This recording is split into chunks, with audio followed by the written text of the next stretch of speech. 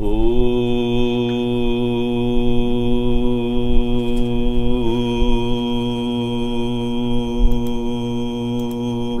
in progress.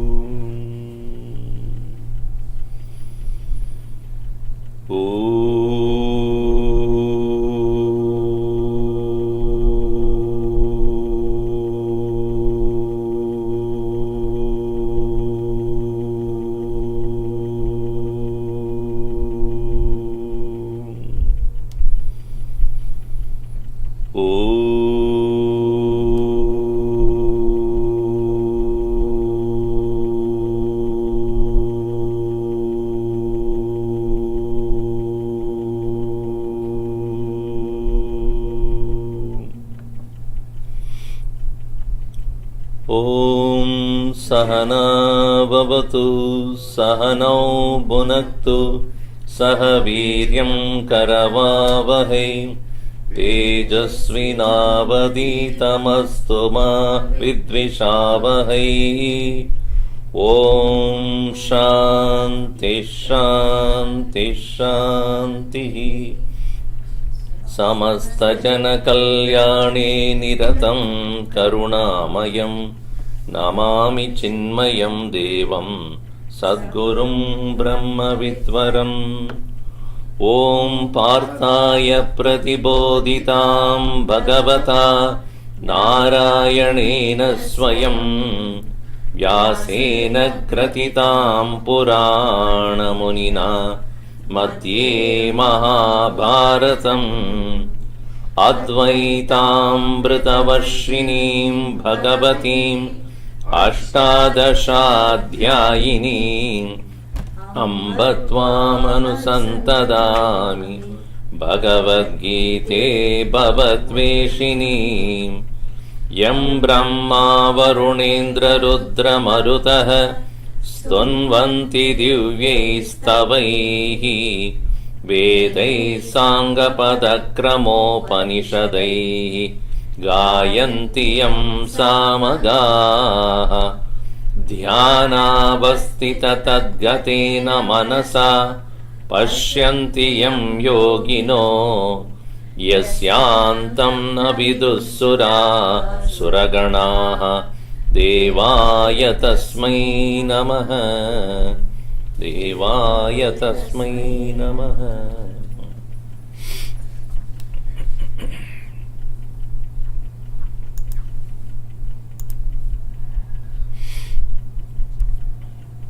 In the chapter 14, which we saw until our last session, it's about knowing the mind.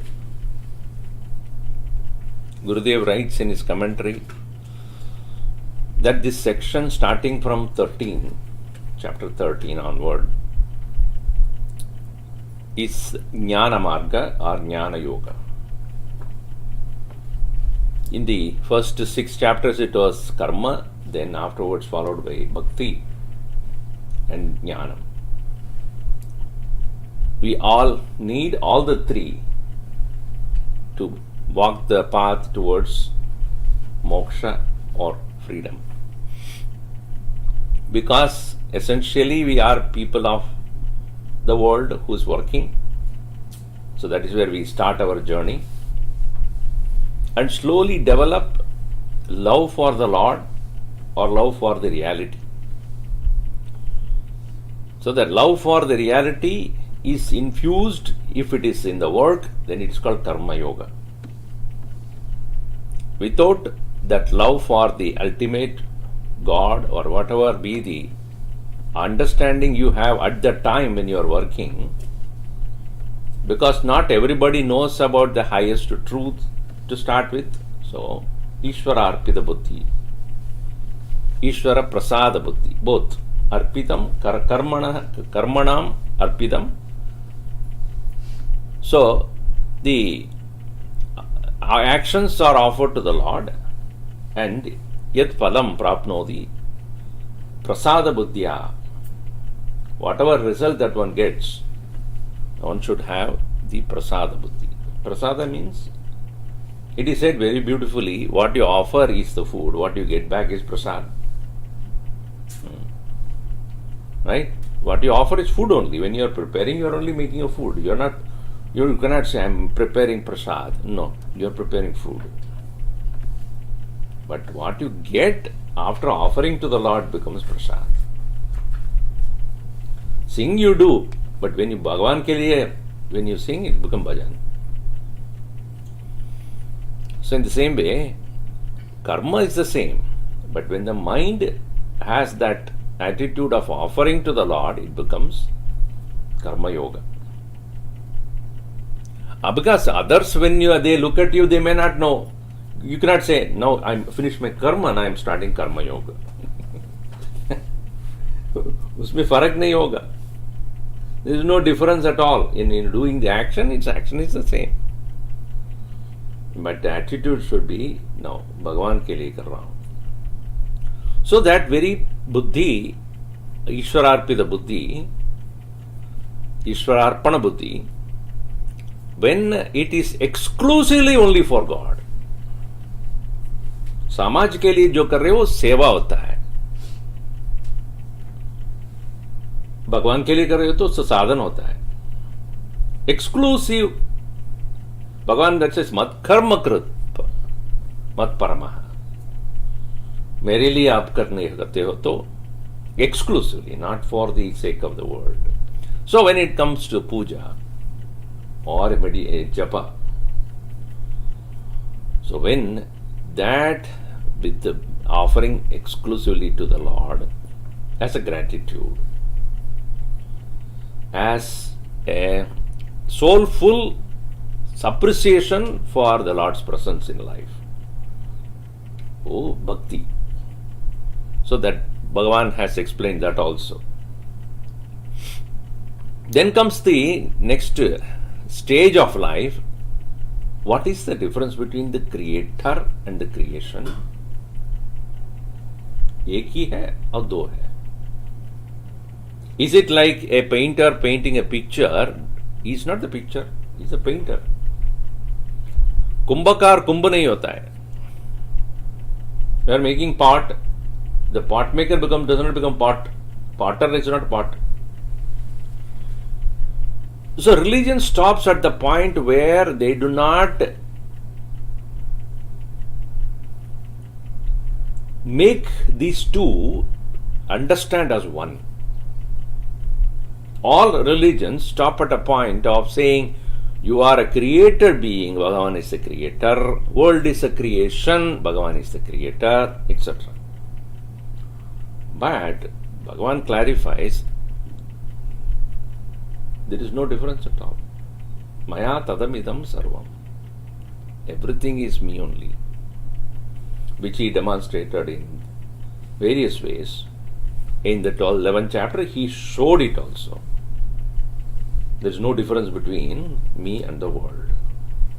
And how a person becomes a jnani bhakta by knowing this. But then, how can there be creation and the created can be one? Because created is perceivable, known. Creator remains unknown. Creation is subject to change. Creator is unchanging. Creation is mutable, meaning you can mute it. Bhagavan is immutable. You have to say, when you are doing the Zoom at all, are you mutable or immutable? Are you? So when a Zoom host can make you immutable also. He will deny the muting. He will deny the muting. So all that is possible. So Bhagavan is immutable. Creation is mutable. Ksharam and Aksharam. Ksharam is changing. Aksharam is unchanging. One is known, one is not known. So Gurudev says, unknown cannot be reached without the help of the known. Always our progress in life in the field of knowledge is from the known you go to the unknown. The child sees the apple but does not know what it is until you tell this is apple. Because you keep two things, apple and orange, it can see the difference. You can see the difference. Apple is not orange, but it does not know this is apple and this is orange. That is very easy because it is something visible. But when it comes to subtler part, what is good and bad, what is right and wrong, can you show it? That's why they put the face also. Bad, good, because that is only what is that called? Emojis. So from the known alone is the journey towards the unknown. Again, very importantly, one should understand, you can only indicate the unknown from the known. You can only indicate the unknown. Like similar to, effect can be known, but through the effect you can understand the cause. You cannot see it. From the pot, you cannot see the pot maker. Pot you can see. Pot maker you don't see. From the creation, creator cannot be seen but known. Because by understanding it, that there cannot be an effect without a cause out of it. Cause which is posterior, prior to the effect. If you see a tree, obviously you know it has come from a seed. I often, when I go to the garden, I see a little fellow coming up. This fellow, how did it come? Around, look at it. There is one big fellow sitting same like this. Okay. From there, this seed has come. So I know that's standing there and this is here. So when you look at the effect, you know, okay, there must be a cause somewhere around here, nearby only. Similarly, when you look at the world, which is an effect, really speaking, what could be the cause? Interesting thing is, here, effect is behaving different than the cause. Why? Because this world is ksharam, changing. Kshayam gacchati. But the cause is aksharam. Which is to say, effect has apparently a contradictory nature than the cause. Now, how can that be possible? If I have a silver chain, obviously the cause is silver. The qualities of silver are inherent in the silver chain. Correct? But one thing is absent, which is there in the silver chain, in that which is there. That which is there in the silver chain is absent in the cause called silver. Which is that?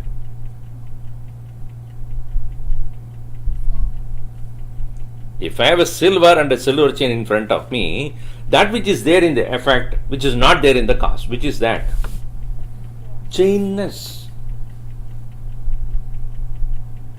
Is it not true? The chainness in the chain is not found in the silver. So, the cause need not have to have the same qualities of the effect. But effect will have inherently the qualities of the cause. So when you see the changing nature of this world, and when you understand the cause as changeless, the changing only belongs to the effect and not to the cause. As much as the partners belong only to the pot and not to the mud. Because mud, if it has partners, earlier before the pot, what was it? What was it? The mud has no partners. That is why Bhagavan said in Gita, chapter 9, he said, Nastani sarvabhutani nacha aham teshu. Everything is in me, but I am not in them, meaning the qualities that you see in the creation, not necessarily is there in me. And this difference between the cause and effect, the difference you see is not permanent and it is not real. This is a very crucial point. जो आप देख रहे हो गुण, कार्य का गुण जो आप देख रहे हो, उसका अस्तित्व सत्यत्व नहीं है, उसका नाम है मिथ्या, मायाकृत है. इसका अस्तित्व है तो कहां से आया? If mango tree has produced mango, mangoness is not in the mango tree, but it can produce mango. The mangoness of the mango, of a particular shape, particular color, particular taste, which is not found in another mango. You cannot say that mango is from another mango tree. No. Do you think all the mangoes in the same tree should taste all the same? No, you don't. Should be of the same shape? No. Same color? No. So where that the difference came from? Namarupa Jagat. Namarupa Jagat Brahma na karan. Brahma ka karan se nahi hota hai. But astitva of the very mango's presence is because of the mango tree, not its particular quality which is exclusively for that particular one, which is not real also. If it is real, then you have to show the cause. Hope you are following that point. So, what is the mithyatvam here, Maya's nature here?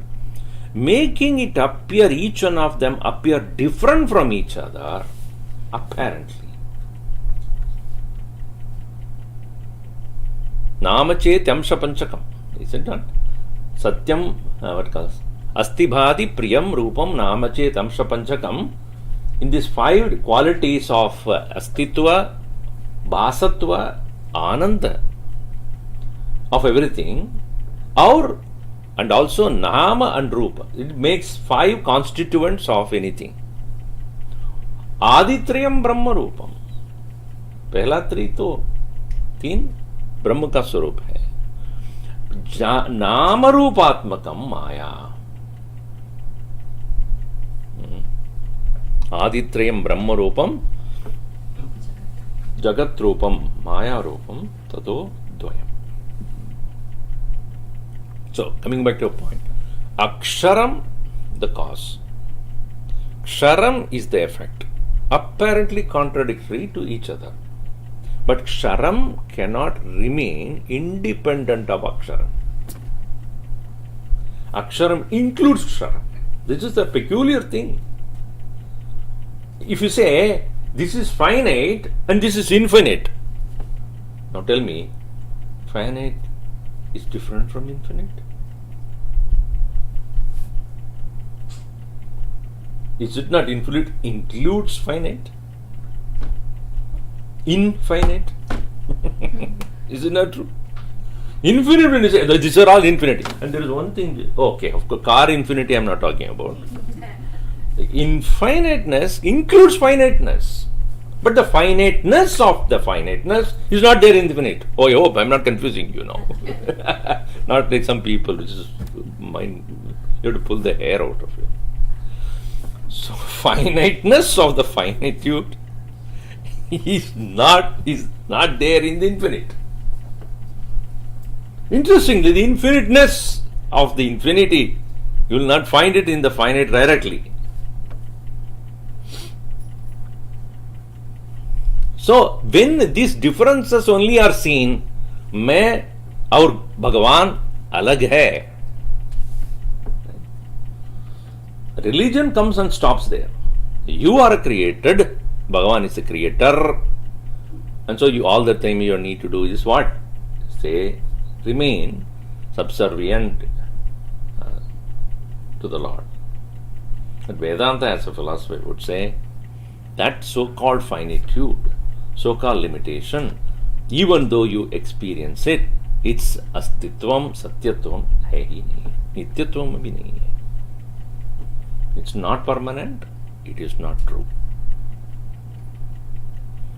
So this introduction is necessary because in this chapter, which is very, very important, to show how to remove the contradictoriness away to realize God, to realize Brahman.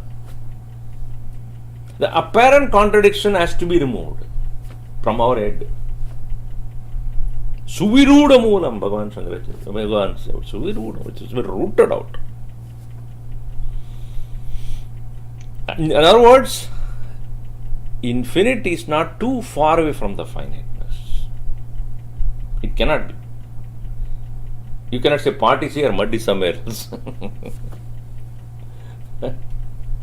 Mud is there, wherever the pot is, there itself is the mud. But why is the distance?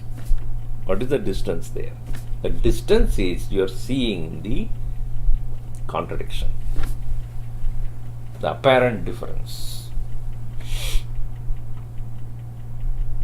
So in this chapter, as we will see, the beauty of this chapter is, of course, the name of the chapter is Purushottama Yoga.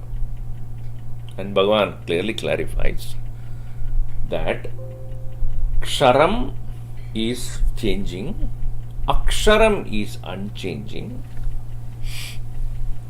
and in recognizing the oneness between Ksharam and Aksharam, you reach Anyaha Purushottama. Sharas sarvani bhutani kutasthoksharavachyate uttama purushah Anyaha Paramatma iti. So that is the reason why. And interestingly, in Sanskrit, Sanskrit grammar, the third person is called Pradama Purusha.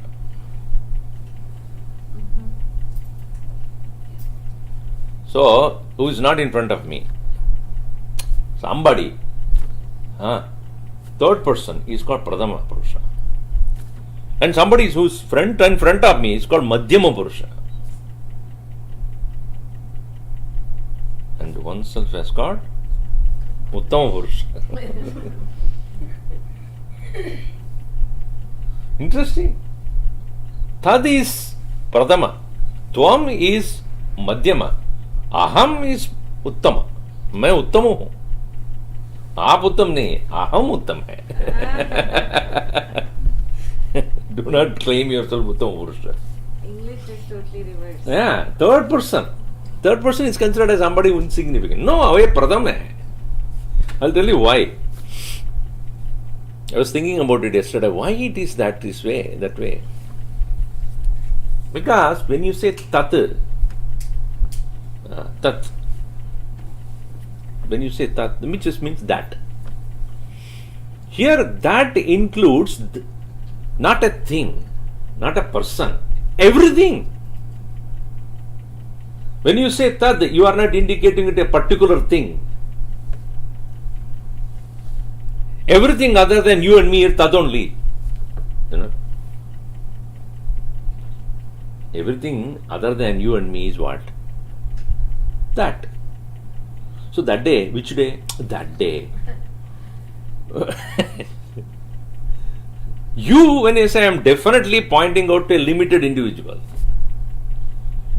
Him, her, that. Can be anything. So that's the reason why Tattvamasi, isn't that word Tattvamasi? What is that there? Tat is what there? Tat is a person, a thing. Tat is the infinite. That a limitless Purnatvam, The Purnatvam is referred as Tat. Right? But the Tvam is Madhyama. वो बीच में आता है. Between what? किसके बीच में आता है? Madhyama means what? Middle. But middle means what? Between something and something else, it is coming in between. Correct. It's called Madhyama.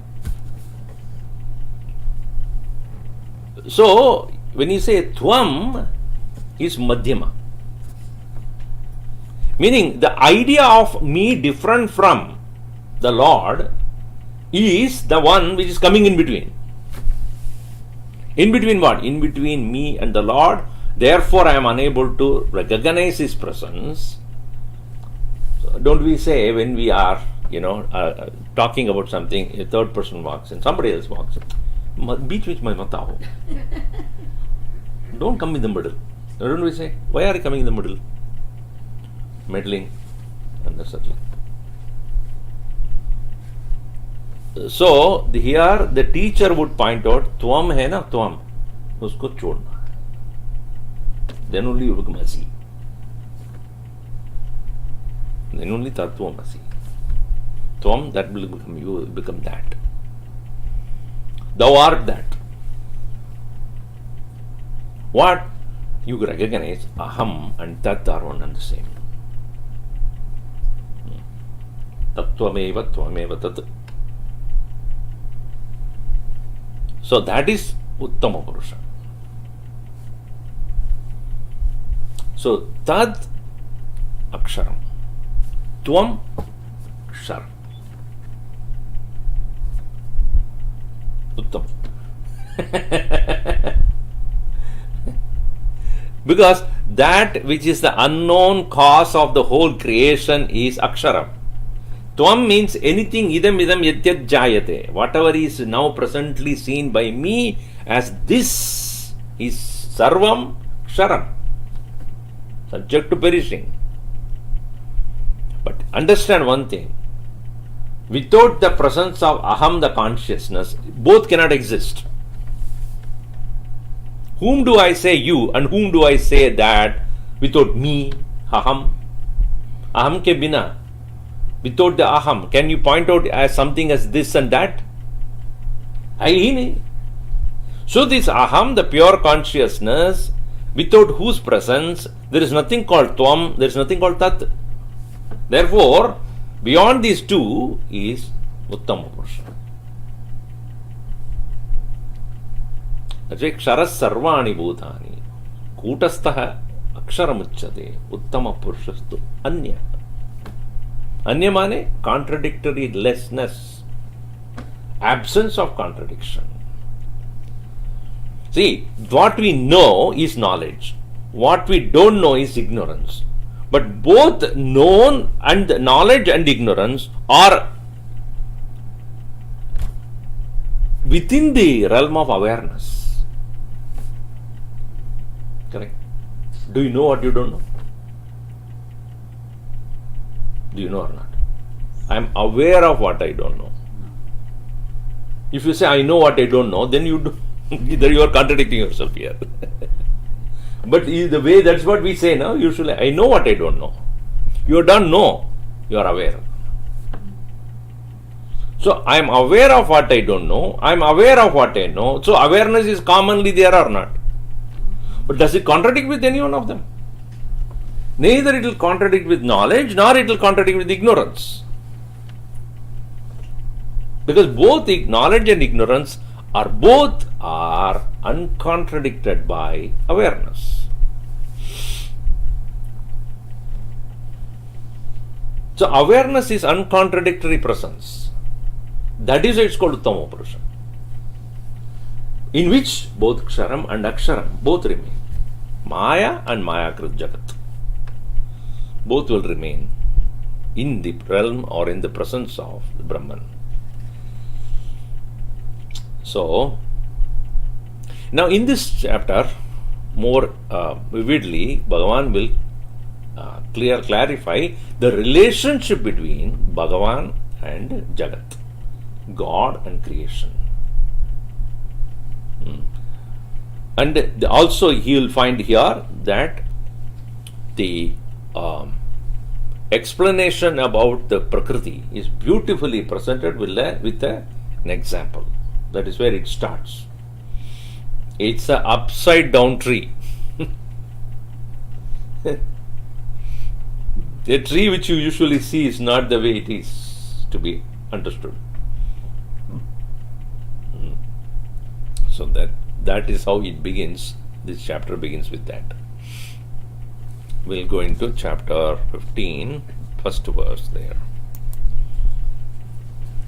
Shri Bhagavan Uvacha Shri Bhagavan Uvacha Urdhvamulamādhashākam Urdhvamulamādhashākam Ashvattham Prahuravyayam Ashvattham Prahuravyayam Chandamsi Yasya Parnani Chandamsi Yasya Parnani Yastam Veda Savedavit Yastam Veda Savedavit Shri Bhagavan Uvacha Urdhvamulamādhashākam Ashvattham Prahuravyayam Chandamsi Yasya Parnani Yastam Veda Savedavit. This chapter traditionally is chanted, is one of the small chapters, 20 verses only, compared to big chapters like chapter 2 and chapter 18, which are 3 times bigger than more than 3 times. In a precise, concise manner, Bhagavan is giving to us the wisdom of how to understand the world and the reality. So here, this chapter traditionally chanted all the verses before eating the food. Why? Because there are verses which talk about how our food is being digested. So we have to invoke Bhagavan's presence, who himself admits that I am the one who creates the food also, who nourishes the food also, and digests the food also. So we must be careful, grateful for his presence. Without any question raised by Arjuna, Bhagavan started. Many times, until Arjuna asked a question, Bhagavan would not open a topic. But here, he begins the topic without being prompted by Arjuna there. And he says, Sri Bhagavan Vacha.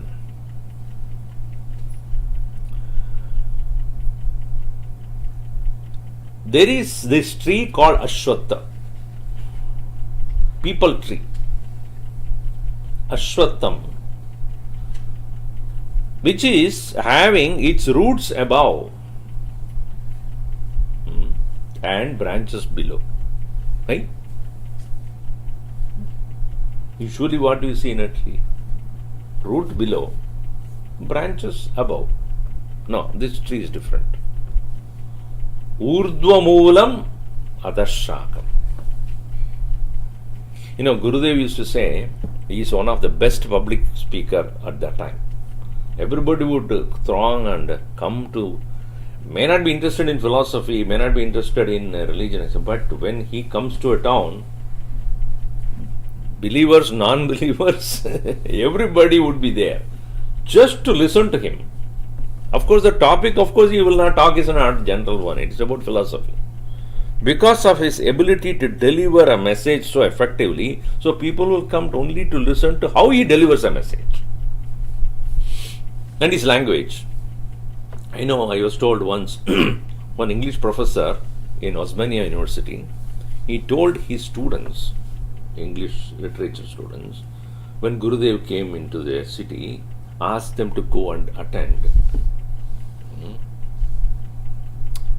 these lectures for the whole week. And he told them, being a literature student, English student, what you need to observe in his talk is the words or the terminologies of the words, basically, vocabulary that he uses. And note down 10 of them and come to me in the whole of 10 or 7 days. exclusive vocabulary he is using. Alright? And when you come and submit to me, none of you should be repeating it. What he wrote, it should not have been written by another person. So that means what? If there are 10 people going there, you should observe 100 words. Otherwise, other fellow will repeat. That was his fluency in language. But more than that, he would say, when you are opening statement to an audience, there are 3 methods of capturing the audience attention. 3 methods. And these 3 methods are why they are effective. They arrest the attention of the audience. The 3 methods are, number 1, start with a story. Everybody is interested in a story. I'll tell you a story. Everybody is, whether young or old, what is that story coming? Immediately people pay attention. You tell children also. Can I tell you a story? Everybody, yes. Because something which is making interesting is coming up. I'll tell you all Ramayana story. I don't know that. So you should not tell the story which already they know. This is one method of bringing the attention of the audience. What he would say is, if you do not capture the attention of the audience in the 5 minutes in the beginning, you have lost them. First method. Second method is joke. Start with a joke or an instance which is hilarious, humorous, so that people will start laughing and they pay attention to you. Second. The third one is make a statement which will bewilder and bring a new attention to the mind. What? If suddenly you say, in my opinion, sun is never hot. Huh? What are you saying? If your statement of fact, sun is hot, everybody knows that. But you should make a statement which is totally contradictory. So any intelligent person says, what is he saying? Why is he saying that? Yeah, see. This tree is branches down. Roots are up. How? Immediate attention. Urdhva moolam adashakam. Urdhva moolam. Urdhva means up. Moolam, root. Adaha, down. Downward. Shakam, branch. Ashwatam. Avyayam idi prahuhu.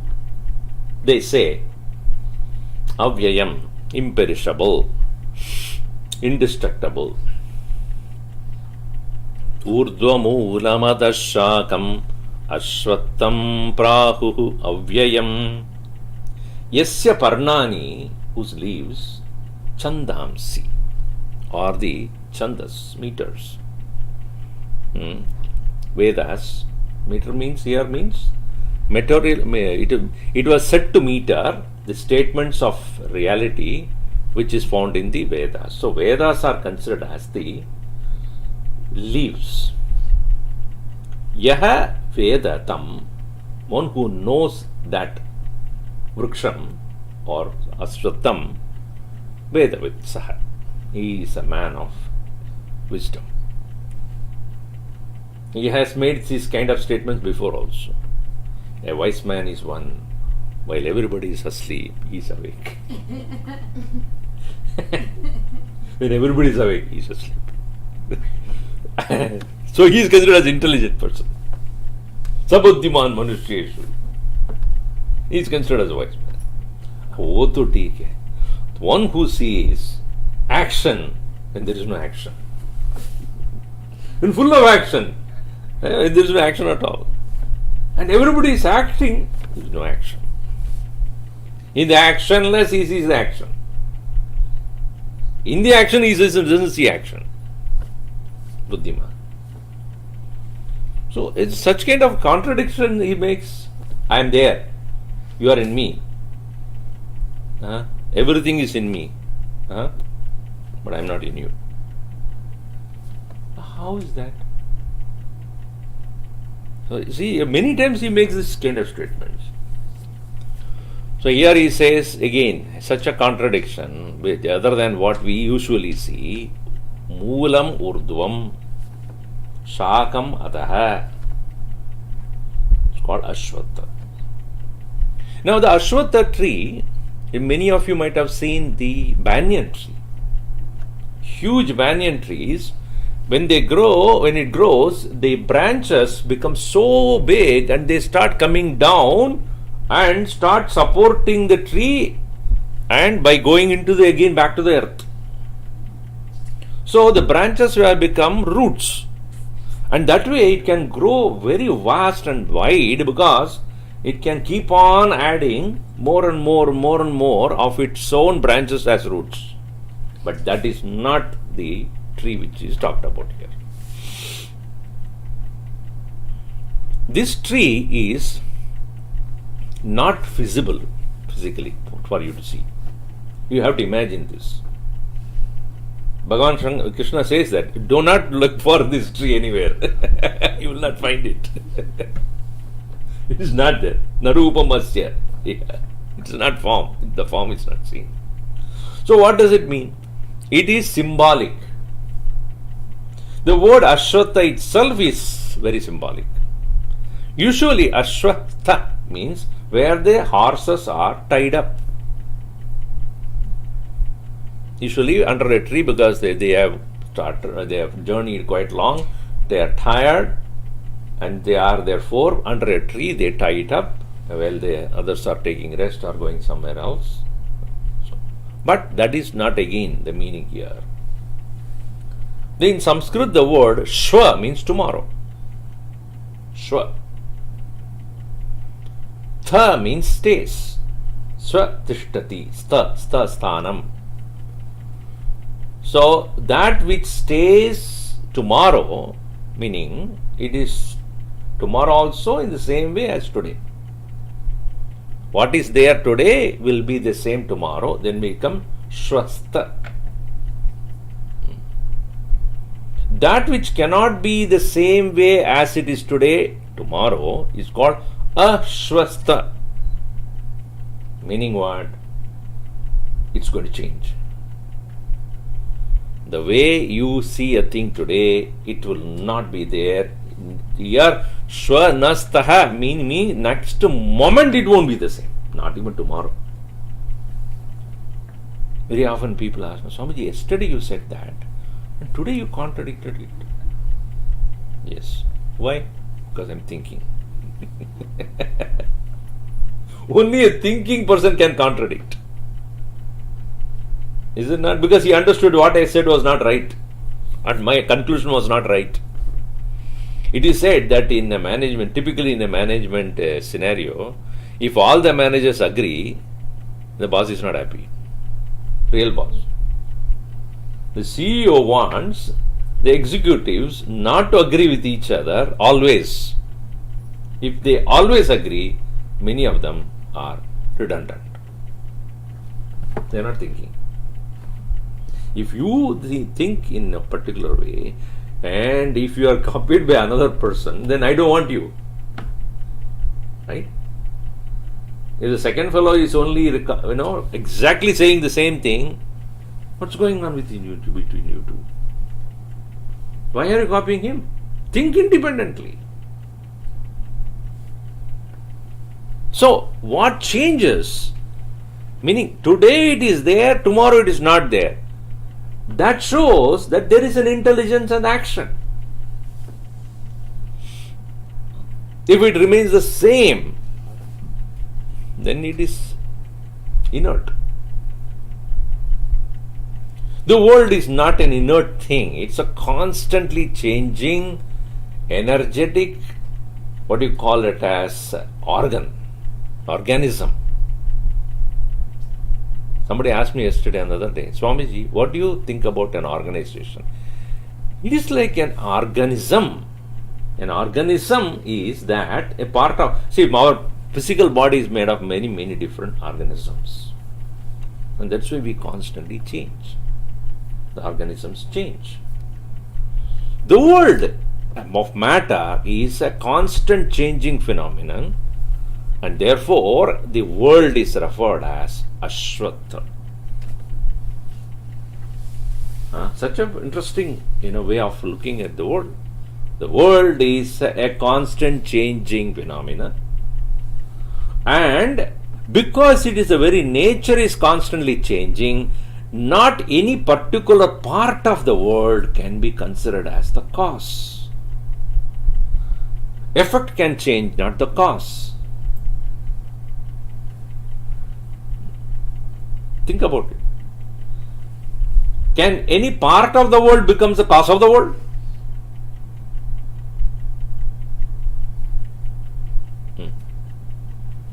The cause of the world cannot be a one particular finite entity. So in any organization we see, when an organizational chart you put, CEO's name comes where? Above. Isn't it?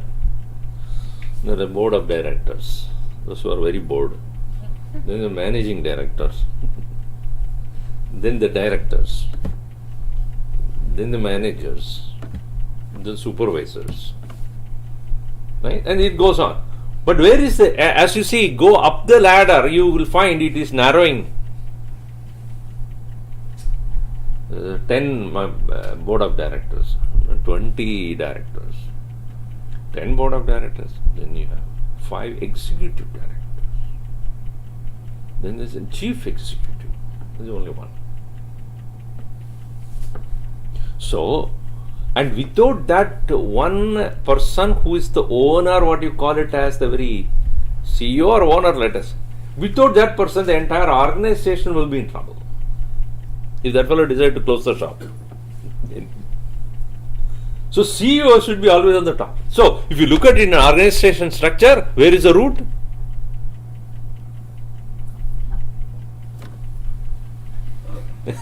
Where is your boss? Must be somewhere down below there. No. And that is why even in our religion, worship of God is about what? If you go to a what do you call steeple, or what do you call stupel, what do you call that? Steeple, right? A church, that conic structure on the top, what do you call that? Steeple. Correct? On the top we put a cross. So why is it on the top? Why is it on the top? Because that is the highest. In all religions you will find, whether if you go to a church, the steeple, that sharp end going to the top. If you go to a mosque, then you will find a crescent and the star there. You go to a temple, you see the gopuram, the top going there. Or in a UN or in things, they put the flag post. The flag is there on the top. And when you are praying, what do? Bhagavan, नीचे क्या है देख Don't we say higher authorities? High command. High means what? Above.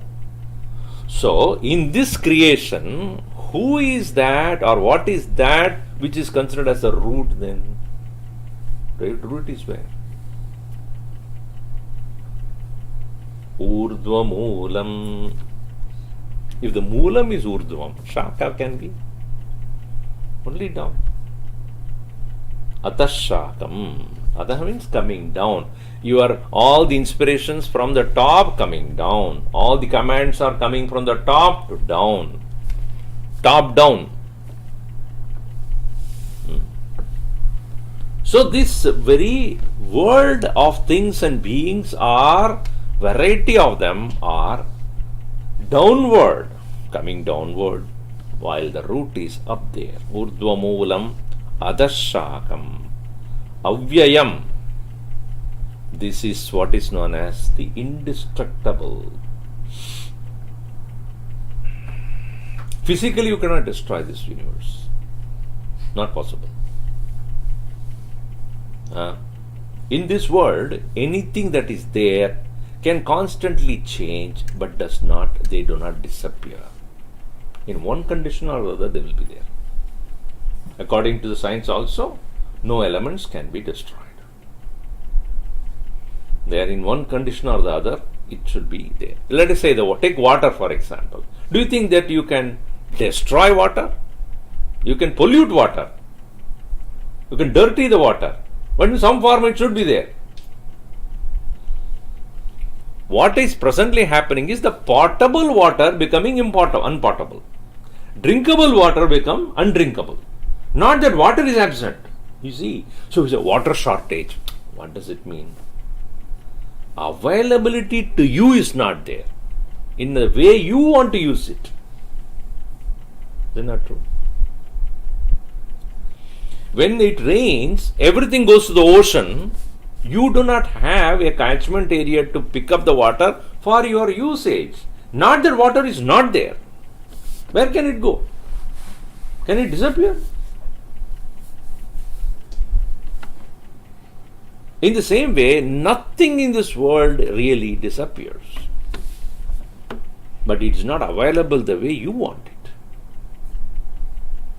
If it is not here, it is somewhere else, in some other condition, some other form. So, really speaking, in this world, things are not destructible by physical ways. In one condition or the other, it will be there. Therefore, it is called avyayam. Why I am saying this is, later on you will say destroy it.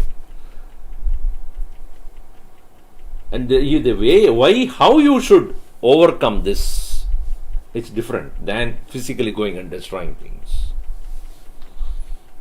Urdhvamulam adashakam ashwattam prahuhu avyayam. So if this world is of this kind, what makes it able to survive, sustain? What protects it? Security is very important, right? So whenever you are going to some other place or taking up something different which you have not done, immediately the question of security comes. Is your house secure? Is your money secure? Is your relationship secure? Why do you ask for security? Sustenance. If I feel secure, then I can do better things without thinking about those things. Right? If your house is locked and you came, obviously you are not thinking about it, it's locked. If the money is invested in some place where it is security is assured, then you don't need to think about who is doing what, the bank, do you know what the bank is using your money for? You don't care about it because it's secure. I know I can claim it anytime I want. So, what is that which is making this entire creation secure? Just like a tree is able to sustain itself because of the leaves that it has. Through the leaves only it basically gets all its energy from the sunlight. So you can see when you put in a garden a plant and you never exposed to the sun, after some time, why did you bring it to me here and make me die? So leaves will go looking for the sun. Where is this sun? So this green leaves, parna means leaf. Parnayate means making it green. That's the word. Parnayate iti parna. It is that which makes it green. Parnayati. So, Parnani, what is that which is, because we say a prosperity is always indicated by the color green. Everywhere. It's a universal truth. Such a green land, meaning prosperous. Is it not? Brown, dark. You don't feel like it is prosperous land. Nothing is green there. So green is always indicated as prosperity when you are traffic signal also. Go. When you say go, it's green. Chalo. Green signal I got. Don't you say that? Ready to go. So the green represents the prosperity, richness, protection. Just like the green leaves protects the very tree, what protects the world? Chandamsi. Vedas. Vedas should not be here merely taken in the form of the literature called Veda, but knowledge. Should be understood as knowledge. Veda here means knowledge. Is it not true that you are sending your children to school? For what? Knowledge will protect them. When I know something, that will help me to handle situations and things better. Between two people, one who knows, one who do not know, one does not know, who will be able to handle the situation better? One who knows the situation. One who knows how to handle that situation. One who has a knowledge about what is happening. If you take me to a baseball game, I will annoy you to death because I don't know what is going on. Whereas you may enjoy the game because you know what the game is. Happens to me very often with the Hindustani music also. I sleep. That's the best time I can take rest because I don't know what's going on there. It looks like a lullaby to me. So when you do not know, obviously you cannot you make of any use of this. So knowledge is that which is referred here as chandam. See, chandas means meter. And that which is set to meter, which means they are properly constructed information.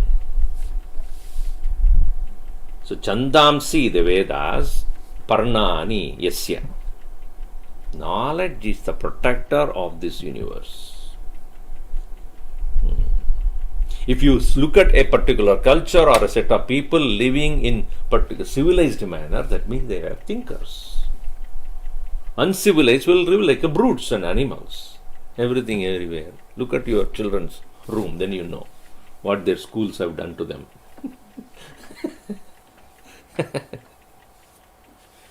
Knowledge is not there. Something else they are teaching them, it looks like. A person who is living in a cultured way, civilized way, that means that person is thinking, he has knowledge. Chandam siyasya parnani. Therefore, the protector of this entire creation is none other than the literature of knowledge, Vedas. One who knows this world in this way, yaha tam ashwatam veda sa vedavit.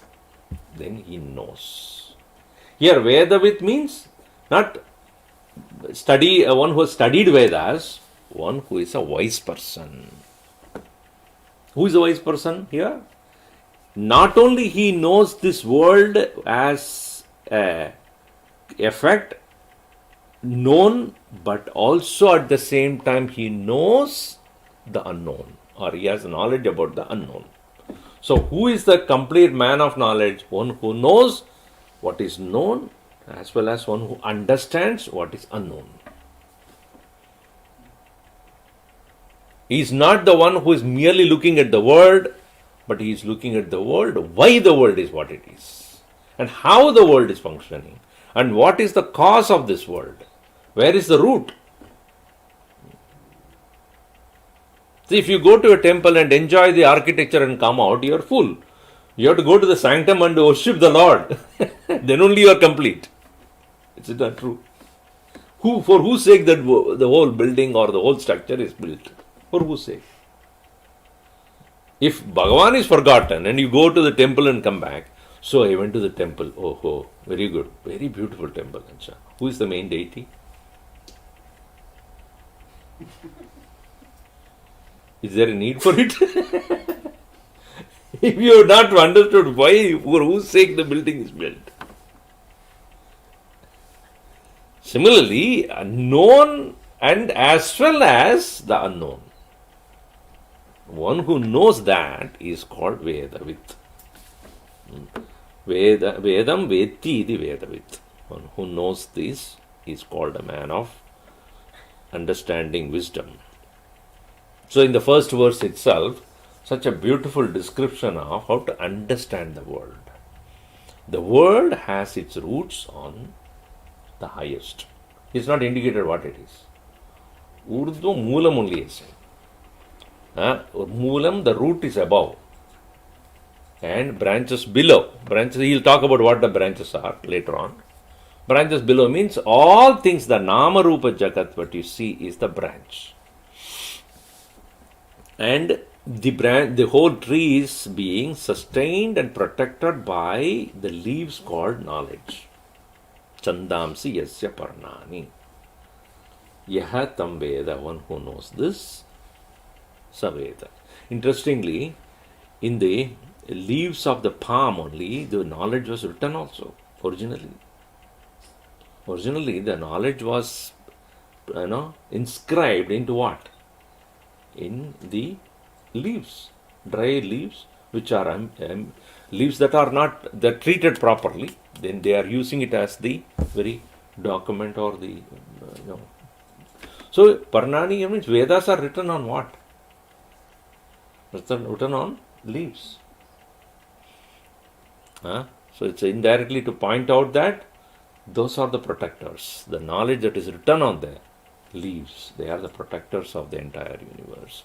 And even in any community or society, if there are people who are thinkers are present, then the society can protect itself from all dangers. If only military is there, no education, they'll keep fighting and they will die. There's nobody to teach them correctly what to do and what not to do. Tasma shastram pramanam te karya akarya vyavastitau. The shastra is the pramana, the means to know what to do and what not to do. And why to do? To protect. What not to do? To not get into danger. Unnecessarily doing things which you are not supposed to do, you are getting into trouble. So don't do those. And do those things for your own progress. So this is being taught by the Shastra. So therefore, Chandamsi yasya parnani is so appropriate. Yaha tam veda savedavit. So we will see next class more detail. Om sarve bhavantu sukhinah, sarve santu niramayaha, sarve bhadrani pashyantu, ma kaschid dukkha bhat bhavet. Om shanti shanti shanti. Harihi Om Shri Gurubhyo Namaha. Harihi Om.